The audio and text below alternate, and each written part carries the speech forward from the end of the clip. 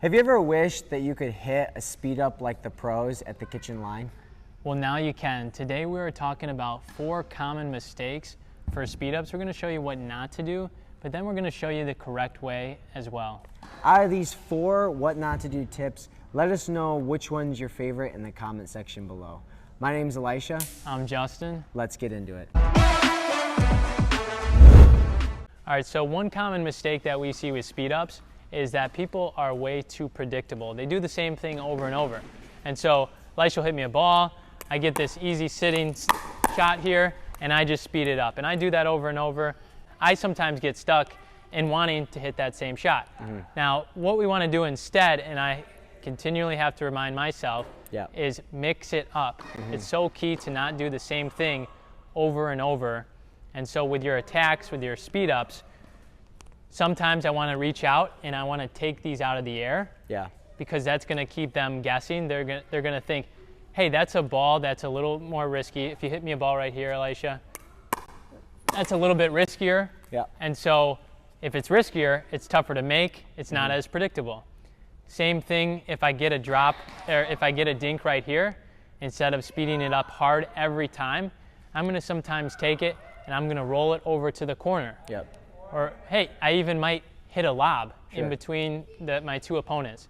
So the key here is mixing it up. Second half to that being predictable is being obvious with our shot. So a lot of people they're in a dink battle, so we're dinking back and forth, and I'm keeping my paddle in front, but when I want to speed up, see how I brought my paddle back and everything? I'm being obvious with my body language, okay? We don't want to be obvious with our body language. We don't want to bring our paddle back. We don't want to, take a big swing at it and snap. We want to look exactly like we would if we were dinking. Very common mistake when people speed up the ball, they're not ready for that ball to come back to them. And oftentimes it's not just coming back to them, but it's coming back faster. So what we want to do is we really want to be ready and in a ready position where our paddle is a little bit lower. We're not up too high because we're expecting the worst. We're hoping for the best, but we're expecting the worst, that the ball's maybe going to come back down at us here. If it does go high, one of 2 things. It's going to be slow and high, and we have time to hit that away, or it's going to be high and it's going out. So we're going to show a quick drill here that you can do. This is for hand speed against a wall where you're speeding up, and then you got to get ready quick to hit that back. But then also, Elisha and I here are going to do just a quick example of how I'm getting ready with my paddle nice and low so that when I speed up and he counters,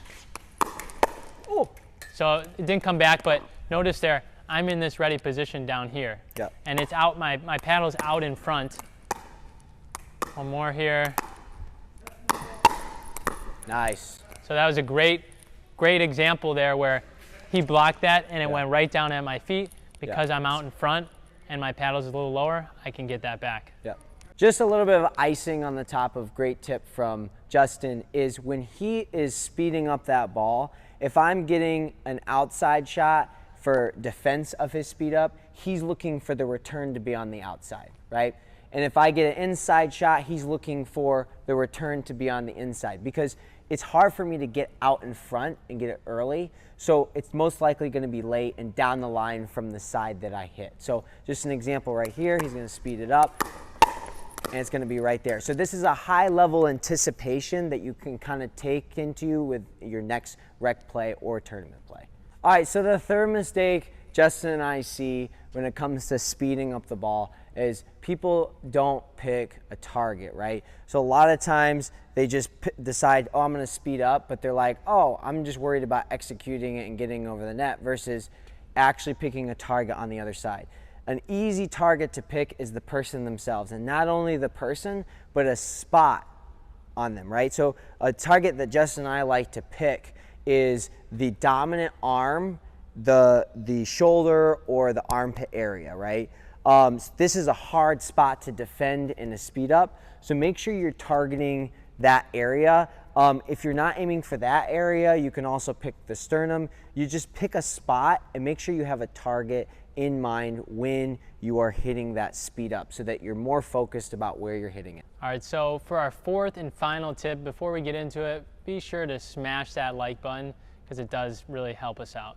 So this final tip that we want to talk about is a mistake we see too much.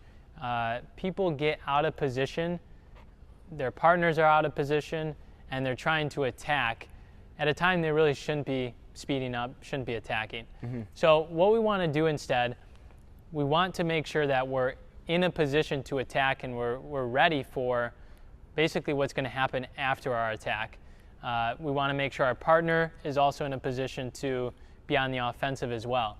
So times like this, we're not going to be standing straight up, we're not going to be stretched way too far out wide, but we're going to be looking for that optimal time where we've got the right ball, which we talked about in an earlier tip, or we're disguising a ball to attack, and we're in a good position with our body.